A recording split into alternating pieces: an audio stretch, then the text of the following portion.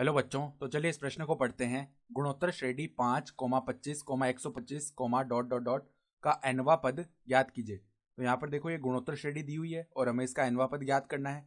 तो प्रश्न में आगे बढ़ने से पहले इस प्रश्न से संबंधित जो मुख्य अवधारणा है उसकी हम चर्चा कर लेते हैं। तो देखो, मुख्य अवधारणा गुणोत्तर श्रेणी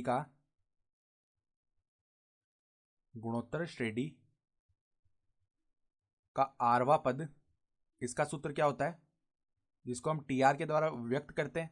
तो इसका सूत्र होता है ए आर की घात ए कैपिटल आर की घात R-1। ठीक है, जहां पर ये जो कैपिटल आर है, जहां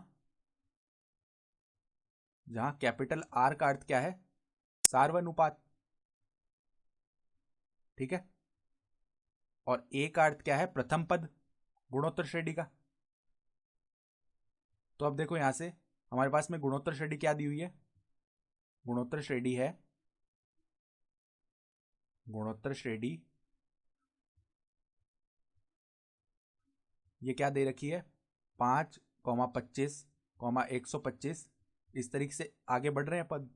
तो इसका nवां पद ज्ञात करना है। तो पहले तो देखो, इसका अगर प्रथम पद लिखूं तो प्रथम पद क्या हो जाएगा, देखो, जिसको हम ए के द्वारा दर्शाते हैं वो क्या हो जाएगा, 5, तथा सार्वनुपात यानी कि दूसरा पद बट्टा में पहला पद, या फिर तीसरा पद बट्टा में दूसरा पद, ऐसे लिखते हैं हम सार्वनुपात, जिसको हम व्यक्त कर रहे हैं कैपिटल आर से। तो इसका मान क्या हो जाएगा, 25/5, यानी कि 5 आ गया हमारे पास में सार्वनुपात। तो अब देखो, जो nवां पद है जिसको हम टी एन के द्वारा दर्शाते हैं, तो वो क्या आएगा, 5 गुणा में, देखो सार्वनुपात कितना है, 5, और इसकी घात n-1।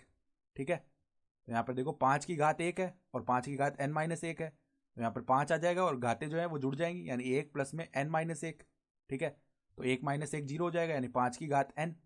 तो हमारा जो nवां पद है उसका मान क्या आ जाएगा, 5 की घात n आ जाएगा, और ये हमारा उत्तर भी हो जाएगा।